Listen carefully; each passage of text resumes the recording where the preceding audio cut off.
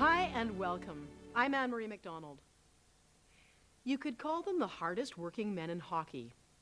In the NHL of the 60s and 70s, Phil and Tony Esposito were in a league of their own.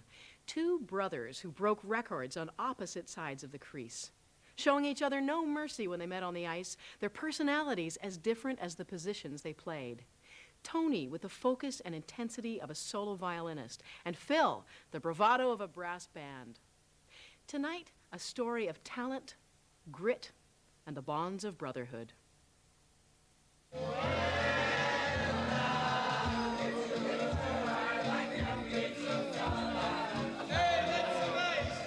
I mean, the personalities are night and day. I mean, Phil is ho, ho, ho, and, a good time. Tony's very reserved, very quiet. Well, I was concerned about it. I was. Because every time I've been best man, the marriage never lasts. We're going to just drop Shoot it at Phil! If you know anything about the Esposito brothers, I mean, they're instilled with one thing, they want to win. You don't vaccinate people with that. That's part of what's inside of people, and they would accept nothing else except winning. We were in a bar somewhere, and a drunk came up to Tony and said, in a broken French accent, Tony, he said, "You're all right, but that brother of yours, he stinks." And Tony rendered him unconscious immediately. So he said, "I don't care what you say about me, but you don't talk about my brother."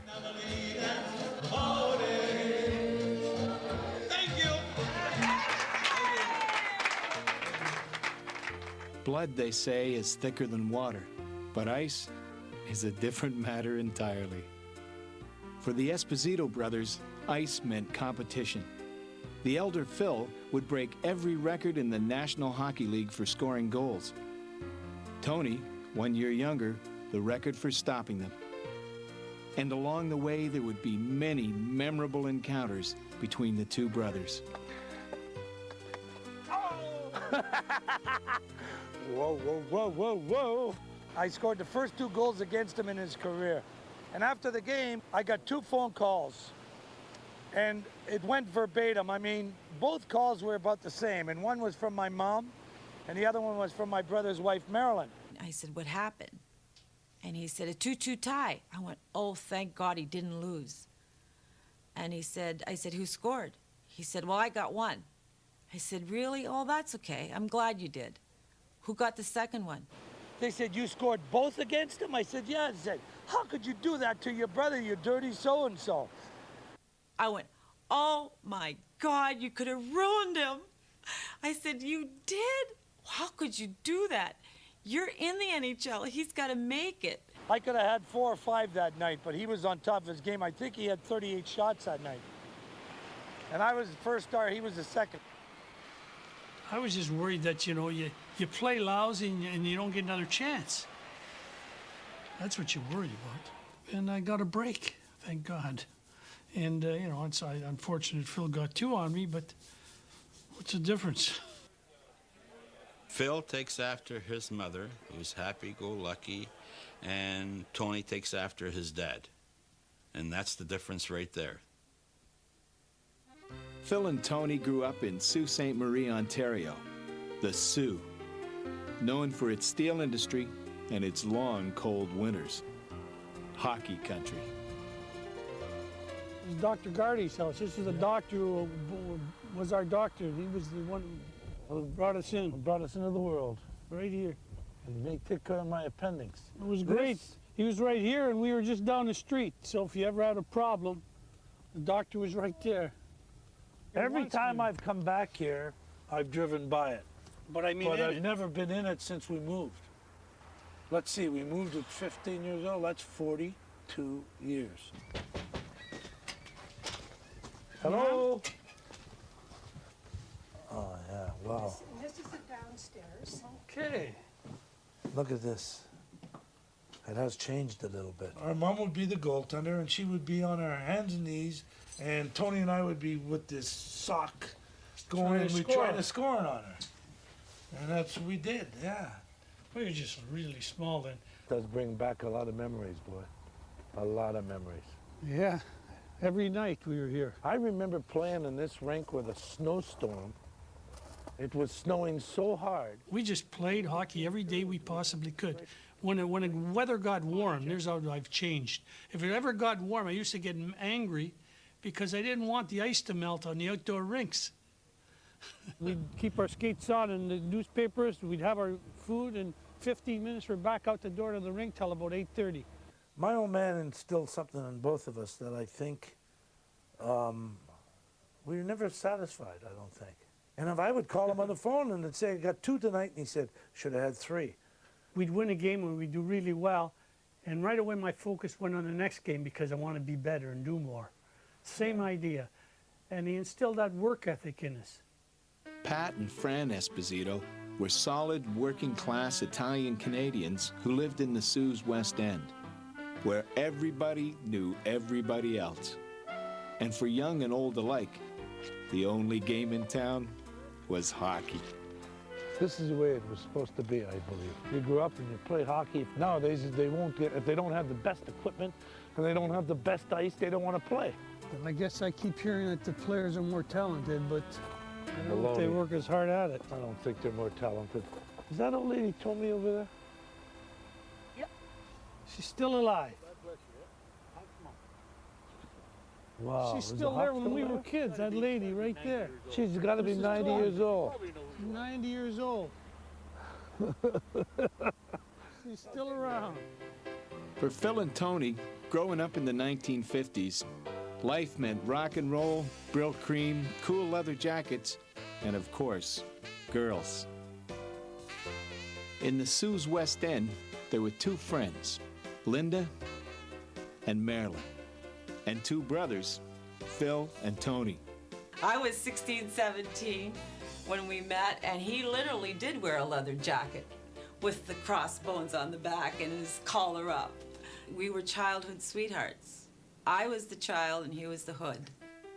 Tony married Marilyn in 1965. Best man, brother Phil, had already tied the knot with Linda 2 years before. Phil was no bookworm. He never finished high school because his heart was set on playing in the NHL. But he was never a gifted skater. A career driving trucks alongside his dad at Algoma Steel looked more likely. But Phil was so determined that at the age of 17, he left home and went to play junior hockey in Sarnia. Once he'd signed on there, he was Chicago Blackhawks property. He was eventually promoted to the minor league St. Louis Braves and finally made it to the Windy City in 1964. Phil was always looked upon and not really appreciated in Chicago as far as being a good, honest hockey player and somebody that could deliver the goods. And he was always considered to be a garbage man, picking up after Hull and picking up after Makita or something like that. After Phil left home to pursue a hockey career, his father and some friends started the Junior A Greyhounds in an effort to keep their boys in the Sioux.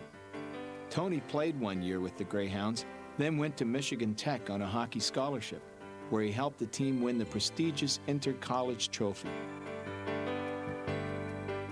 When he graduated, Tony turned pro, but his unorthodox fall-down technique was contrary to the popular style of the day, and there were questions how far he'd go. Everybody, I remember, thought, who is this goaltender? His style is totally unorthodox. He'll never make it. Never. Not only am I pregnant and sick, and he's on the road, I'm all alone in a motel. I'm reading all these bad things, that this guy's never going to go anywhere. Tony was under contract to Montreal, but he wore contact lenses, which raised questions about his eyesight. He was stuck in the minor leagues until the Canadian star goalie took ill, and the younger Esposito finally got the call to the Forum. In Chicago, Phil is making his mark as a solid playmaker, but his abilities on the ice don't make up for his habit of putting his foot very firmly in his rather large mouth. After celebrating with a couple of guys, I told the manager, if you don't mess it up, you're going to have a little bit of a dynasty with this team, but you're going to mess it up. And he did. Number 7 secured himself a one-way ticket out of first place Chicago. Along with Ken Hodge and Fred Stanfield, Phil was headed to Boston, the last place team in the league. It was a decision Chicago would live to regret. I don't believe anybody thought Phil was going to score like he did after coming to Boston, but that trade really put us over the hump, and obviously Phil was the leader. What he brought was an attitude to the team and to the game of wanting to win every game, every shift he played. We got together and we got very close during training camp, and we come up with this Three Musketeer type of thinking about one for all and all for one. I wish I could have played with him for 20 years. I think we complemented each other very well. There was no conflict between him and Bobby. I mean, there were two different personalities. I mean, Bobby was very quiet and went out in the ice and performed. Phil was this emotional person who spoke whenever he had the opportunity to speak.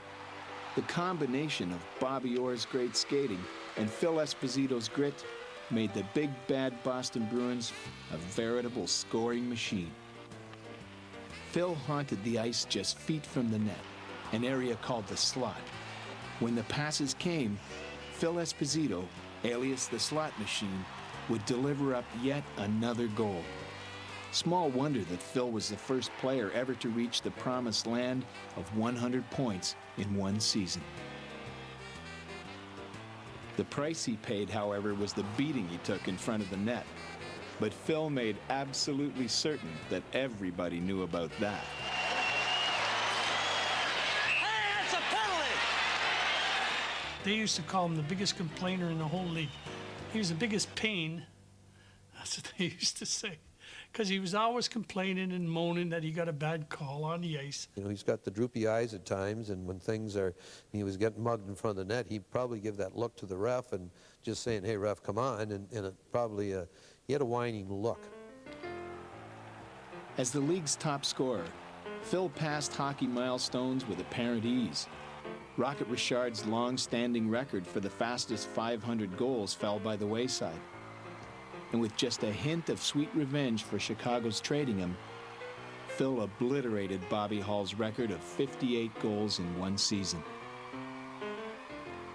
In 1971, Phil Esposito scored 76 goals and a staggering total of 152 points. He was on top of the world. But Phil was superstitious. His success, he felt, was otherworldly. And keeping the lucky Italian leprechauns happy was a full-time job that involved the entire team. I had to go out and tap him on the shin pads before we went out on the ice, and I had to go out before him on the ice. I mean, everything. And my God, if you ever upset him and changed anything or put a cross stick in the locker room, I mean, he'd go berserk. He'd go crazy. I couldn't stand cross sticks in the dressing room. I couldn't handle that. Of course, I had all my good luck charms that people sent me, and I had medals in my hockey pants and on the pad that was on the side. And before every face-off, I would take off my right glove, lean over, and rub it. While Phil was busy making headlines in Boston, Tony was being quietly traded by Montreal after only a handful of games. His destination? Phil's old stomping ground, Chicago. We were both rookies together. He was the goalkeeper, and I was the new reporter for the Chicago Tribune. And I think I probably said, "Hello, how are you?" to him in October, and around January he came back and said, "I'm fine, how are you?" Tony was the first goaltender that I can remember that used the butterfly. He'd spread his legs, but he would do it so fast that everything in the middle would close. So he'd be going down like a box and extending his legs to the side so you couldn't beat him low. The only way you could beat him was high, and if his timing was on, then you weren't going to beat him. In his first year in Chicago, Tony shut out the opposition 15 times. An unheard-of record that still stands to this very day. The Blackhawks, like the Bruins before them, had gone from last to first place in their division in one single season. In short order, Tony became a great favorite of the Chicago fans. Tony, Tony, Tony was the cry. Tony O. One reason for his popularity, besides the fact that he was such a hard-working guy in a hard-working city, was that fans knew he wasn't a phony. They knew that this was the real guy.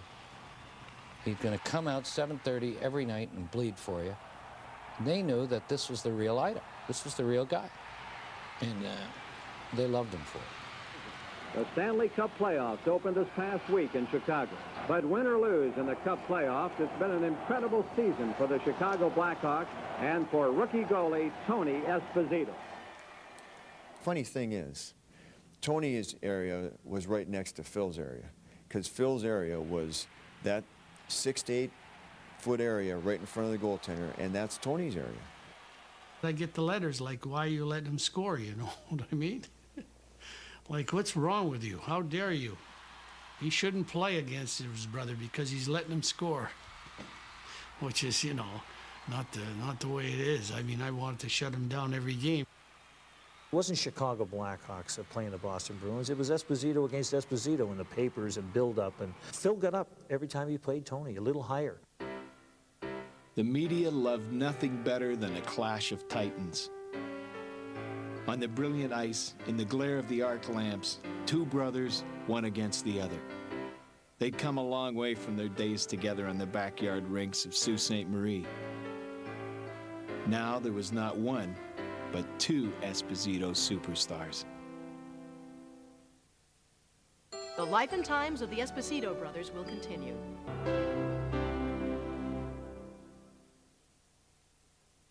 That's a lot of pizza.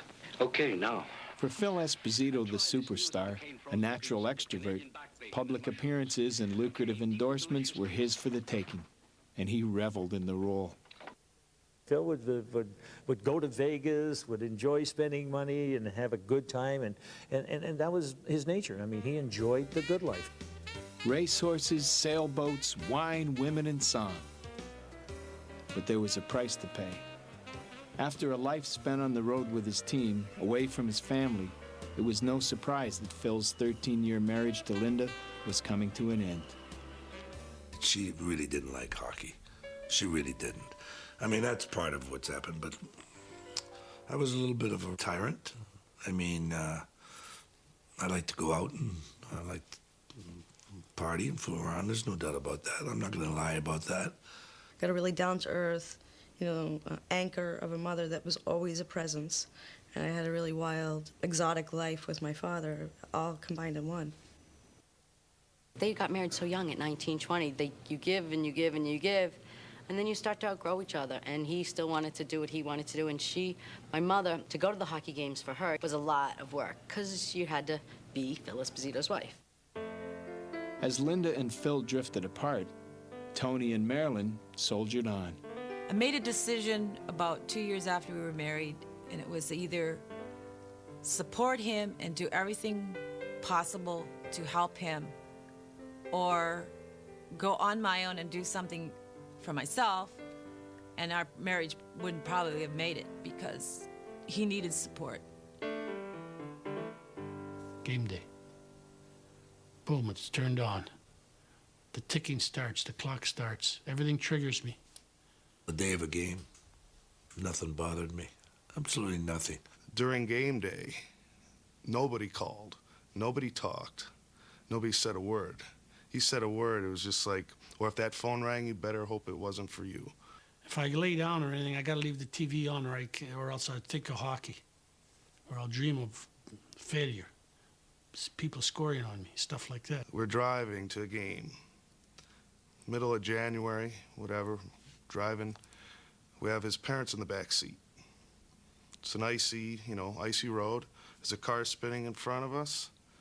My dad, one hand with the tab at the time, the cola, one hand on the wheel.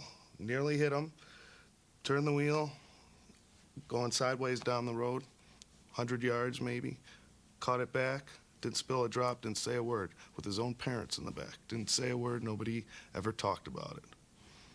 Nothing. Just kept focused. I would not even concentrate on the game until maybe 6 o'clock. It was 6 o'clock, go into the trainer's room, and gets the red hot out. And a red hot on the back. I mean, red hot. You know what that is? Is that hot liniment? I'd fool around and cut skate laces and shaving cream in the skates and all sorts of crazy things. I still sweat when I hear the national anthem today. I swear. Why? I get nervous like it's before the game. Tony ended up his very first year winning everything and doing well, and the team did well. And so you sort of like were put up on top immediately. And, you know, getting to the top is easy, staying there is hell. You would see some grotesque bruises on him and his shoulders and his legs, but he always wanted to play. I don't ever remember him missing a game because he was too sick or too hurt. It's not any fun playing goal at any point, at any level. It's fun playing in the street when you're playing with your brothers and stuff like that, playing ball hockey. But then when you get up to playing real hockey and the puck starts hurting it, to me it's not any fun. All you do is get scored on, you know, and look like a fool. The pressures of the game affected the two brothers in very different ways. They were different people with quite different lives. But once a year, they'd be together on the All-Star team. And their proud father would be in the stands to watch his boys play, as they once had back in the Sioux. That was his life, his two boys. Having them play against each other thrilled him to death. Now his mother, she had a whole different feeling about it. She would not watch Tony play because every time they would score on Tony it would break her heart. She swore that that's the worst position for a mother's child to play was in the nets. If it was on television back home in Canada, she would hide in her bedroom and watch a movie. She'd come out of the little TV room and peek and go, oh, and run back in their room and slam the door. When we went to Chicago Stadium, or she would watch a game, but if they scored on him, she was just totally devastated. Now, what's the big deal? Is he crowded? My mom and dad's relationship was very much like my dad's career, intense. My dad definitely brought his work home with him. I mean, there's no doubt about it. He definitely retreated and didn't want to talk, didn't want to do much when he wasn't doing well. And when he was on top, well, he was a little bit nicer. One thing about hockey players, they can eat, can't they? Marilyn knew hockey, and if he had a bad game, I'm sure they drove home many a night, and it was deathly silent in the car, but she could handle it. We went to see Jason play, and of course he was in the nets, and his dad said, he's got all the moves. He's automatically a goalie. I wanted to play goal ever since I was young, doing street hockey, any activity at school. Always wanted to play goal. The hair on my arms stood up. I'm like, no way. So after that I went, now if he keeps doing well, he's never going to get out of those nets. So I went to the coach and I said he can't play goal anymore. I just couldn't see having to deal with it again. Then you snap. Your hand. You get your puck out there. Nobody could ever get a puck between Tony's legs. He had a little piece of webbing, you know, so any pucks that would hit you in the midsection, right, and had a possibility of falling through, that little piece of webbing. So the league mandated that goalies' equipment was going to have to be checked and rechecked. Well, you have to have like a belly pad like this, or else you'll surely break a rib or something like that. You have to have arm pads. His shoulder pads looked like they came from World War I, you know, straight out of Europe. I think he had those pads for his whole career. And I think maybe he changed once, and when he had to change, it was like a major catastrophe in our dressing room. I mean, I don't think he won for 2 games, and he thought something was happening to his career. I always kept everything. I'm the kind of person who just kept things. This is a belly pad he had from years ago. I think this was like really in the beginning, as you can see, it would never do today. Now, the Hall of Fame wants everything. So I'm just kind of saying, well, it's sort of mine. The only time I was ever concerned about it was when Kenny Hodge hit him in the head with a shot from behind the side of the net. I was holding the post like this. Kenny Hodge was in the corner. And he just shot it at us. So I think he's going to shoot it out, right? So I'm looking at him, and I'm watching Waiting like for this, me. seeing who's there, and the blind blasted off my head. The brothers laugh about it now, but in the 1970 Stanley Cup semifinals between Boston and Chicago, the stakes could not have been higher. The winner of the series was virtually guaranteed to go on and take the cup. Tony's injury would be a turning point. It scared me. It scared Phil. I looked over at Phil, and he looked back at me, and Tony was laying on the ice, and there was no blood, and he wasn't cut, but you could just see the indentation. Just tried to shake it off, but I couldn't, and slowly, you know. It's like when I was slow motion knockout punches. And I asked Bobby Hull, I said, is he okay? And Bobby says, yeah, he got hit in the head. He's fine. Despite a concussion, Tony played the remainder of the game and the series, but it didn't prevent Phil and the Bruins from winning the semifinal and taking the first of 2 Stanley Cups. While Tony's name was on the cup from his short time with Montreal, in Chicago, he settled for his Rookie of the Year award and 3 Vezina trophies as best goalie. He never got a real chance to drink from Lord Stanley's mug. But soon he would join Phil to play for Canada in the greatest hockey series of all time. We'll be right back with more of the life and times of the Esposito brothers.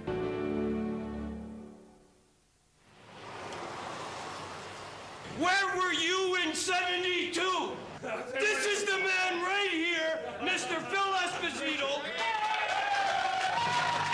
These young fans weren't even born in 1972, but the legend still lives on.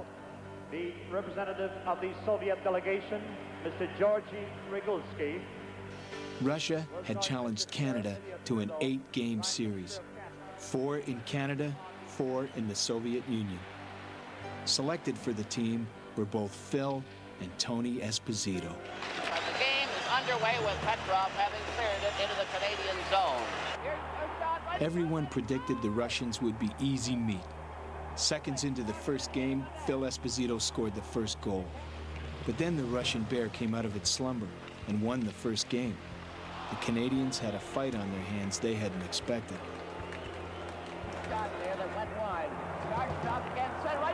Tony, who watched Game 1 from the bench, is in the net for Game 2. Canadian pride is on the line, and Tony O delivers the goods. That second game in Toronto, I don't think I ever saw goaltending like I saw that first period against the Russians from Tony. Kept us in the game until we got on track a little bit. And they're jabbing in the opposite corner. Gusev is watched by police. Phil Esposito scores a key goal. Game 2 to Canada. We were always waiting for him to say, good game. My old man never did. The only time he ever said good game to Tony and I was in Toronto in 1972, the 4-1 game we won, second game of the series, when he and I were the co-stars of the game. The panel couldn't decide who among you was the outstanding player of the game tonight, so we're going to have... Phil and Tony had shared Game Star honors before, but never playing for the same team. Outstanding night you've had in this great series. To Phil and Tony, congratulations to you. Wonderful. Thank you very much. But it's still an uphill grind. After a tie in Winnipeg, Canada loses again in Vancouver. The players are booed off the ice. Phil and his teammates, emotionally exhausted, are at the edge of despair. I said, I hope they pick me for a star because I am going to tell these people in Vancouver off, these scumbags. Oh, I was mad at them for booing us like that. God, I was mad at them. I'm really disappointed. I am completely disappointed. I cannot believe it. Some of our guys are really, really down in the dumps. We know we're trying. What the hell? I mean, we're doing the best we can, and they got a good team, and let's face facts. But it doesn't mean that we're not giving it our 150% because we certainly are. And I think, Phil, the disappointment... Johnny Esau. He told me later on that the producer was yelling in his ear, saying, hey, we got to cut. He wouldn't stop because he knew I was on a roll. And I got to tell you, I treated that after that as a war of society against society. 2 weeks later, the Canadian team is in the Soviet Union fighting their very own Cold War. As his name is called before the Moscow crowd, Phil Esposito steps forward and falls fair and square onto his backside.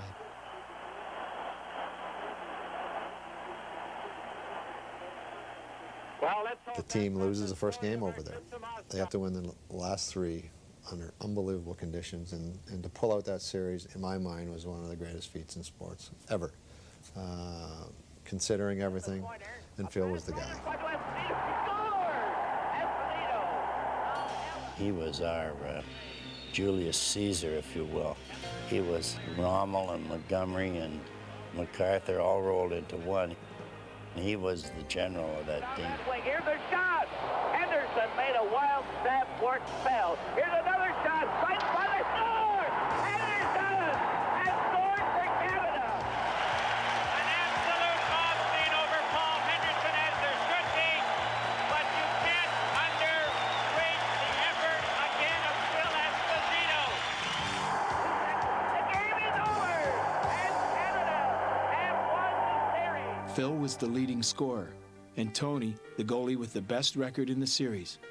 But at the pivotal moment, Tony wasn't called on when it counted most. Goalie Ken Dryden played the deciding 8th game. And for an athlete with the competitive instincts of Tony Esposito, it was a disappointment. I was anxious for him to get back because, like all Canadians, I was really excited about it and I wanted to hear about it. So I said, well, Tony, now you got to tell me a few things about this series.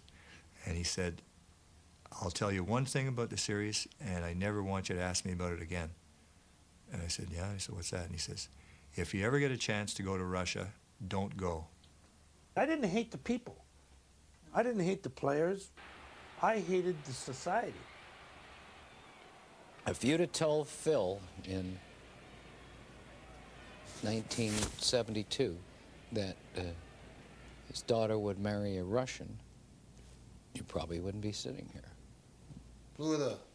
Before he asked her to marry him, he came to me and he said, Phil, carry me, get married, okay? I said, what? Are you asking me, Alex, that if you could marry my daughter? Yeah. He's a father. I mean, that's why I came and asked him, Phil, I'm going to marry your daughter, and how you like it, that? And so you say, I like it. Alex and Carrie just had a baby boy named Nico. Nico Esposito. Salavanov. My God. So he come over, see the baby, he's like, pick it up, and God damn, he's a Russian. No nose, nothing, no hair, no skin. Yeah. Then we're like, okay, he's no. Then inside it's all Italian. It's hyper, you know. It's you. He say, God damn, it's trouble, big trouble. No, they're a lot alike, whether he likes to admit it or not. Except perhaps that Phil's son-in-law is making over 100 times more money than superstar Phil made at the same stage of his career. Which means big laugh. Over the lips and through the gums. Look out, stomach, here it comes. That's what it means in Russian. And Tretiak was a horseshit goalie. And I'll drink to that too. I've known you 4, 5, 6 years now. I still can't understand you. Because you're Italian. It's a lot harder being a wife than a child. You have to be their psychologist. You don't tell them how to play hockey, you just listen to them. Carrie has her hands full because Alex was recently sent from Tampa Bay to Edmonton in a trade, a fact of hockey life that Phil Esposito understands all too well. After almost 9 years at the top with Boston, Phil Esposito never expected to find himself playing for another NHL club. With Bobby Orr's future in doubt due to knee problems, the Bruins sent Phil to New York in return for Rangers star defenseman Brad Park. It was the biggest trade in the history of hockey. He was probably the most prolific goal scorer in the game for that period, was being traded to the New York Rangers, our hated rivals. But Phil, in true character and the type of person he is, went around the locker room and shook everybody's hand and wished everybody well, and finally broke down and left the locker room in tears. In time, despite a frosty reception, Phil, ever the showman, would win over the New York fans. In 1979, he led the Rangers to a Stanley Cup final. But after 5 seasons, Phil had lost his passion for the game and made a snap decision to retire in mid-season. He became New York's assistant coach and later a broadcaster, and was finally named the Rangers general manager in 1986. Making almost daily news, they called him Trader Phil. Between trades, he found time to marry again. He and Donna had a daughter, Phil's third. Even at the age of 42, retirement was a tough decision for Tony. But he never had to face the torment of leaving Chicago, his town, his devoted fans, and his club, the Blackhawks. But in every player's life, there comes a time for a decision. He's been a star of a game many times in Chicago. He would always come out in the past, full equipment, mask and all, gloves, nothing's moved. Makes a quick U-E on the ice and gone. This one night he was star of the game, and he came out, and his mask was on top of his head, and his gloves were off, one glove was off, and he held his stick, and he skated way out onto the ice, and he waved his stick to the fans in the crowd, and that's the night I knew he quit. That's the night I knew it was over. By the end of the year, I knew that I just couldn't take the bullshit anymore. And that's the bottom line. It's tough because you're out of the business. Like, again, you know, you're all alone, friends disappear. 2 years after retiring as a player, Tony Esposito was named Pittsburgh's general manager. But in hockey, anything less than a Stanley Cup victory can be grounds for dismissal. Inevitably, both Phil and Tony's pink slips would arrive.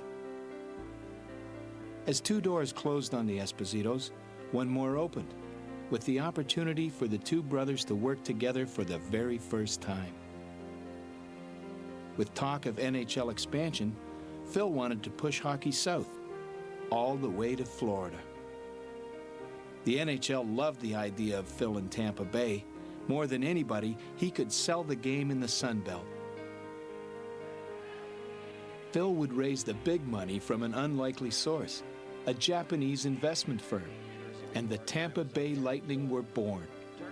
Phil was general manager, Tony, his right-hand man. The first sweet click of the turnstiles was heard in 1992. But Phil was realizing a dream which his second wife, Donna, didn't share. I spent a lot of money getting this franchise.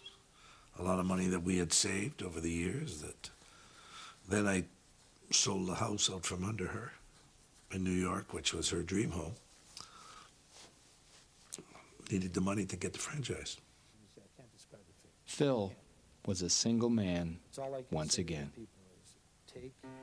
Phil continued to make headlines, scuffling with reporters, and on one occasion facing charges of assault. And even Tony raised eyebrows when Phil hired Manon Rhéaume, the first and only woman ever to play an exhibition game in the NHL. Nevertheless, in 3 seasons, by keeping their eye firmly on the puck, Phil and Tony propelled the Lightning to the Stanley Cup playoffs. No mean feat for a new team. But off the ice, a boardroom battle was brewing. Desperate to cut costs, the Japanese owners forced Phil to make dubious trades.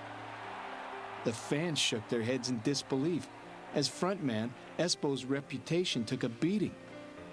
Finally, the team was sold, and the new owner sent both Phil and Tony to pack their bags on the same day, in September 1998. It devastated him, more than anybody will ever know. And for the first time, he never got mouthy. He held his dignity. And that's what I'm proud of. For the brothers, it was as big a blow as anything they'd experienced as players. But adversity often brings people together, and Phil and Tony are no exception. They just became best friends. They lived together for 5-6 months, and just best of chums. And that's great to see. The life and times of the Esposito brothers will continue. He only remembers things 30 years ago. Oh, but gee, you can't be Al Pacino, you. It's been just a year since Phil and Tony Esposito left the Tampa Bay Skybox. They both still live in the city. Tony continues to plan, Phil to talk, as a broadcaster for Fox Sports. And one last question that I got to ask you. Why? Why did you have to break all my records? Couldn't you have left me at least one? I don't even have an answer for that. What? The watch. Look at the watch and hold it up to your head. From this day forward. From this day forward. For better. For better. For worse. For big time worse. For richer. Phil, you may kiss the bride.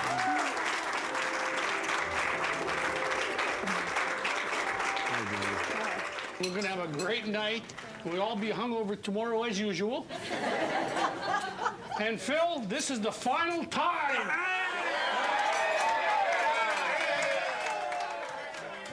Pass. They got to know each other again, and that was nice. And they learned a lot of things about each other over the years, that they really were still the same two people. I still got it.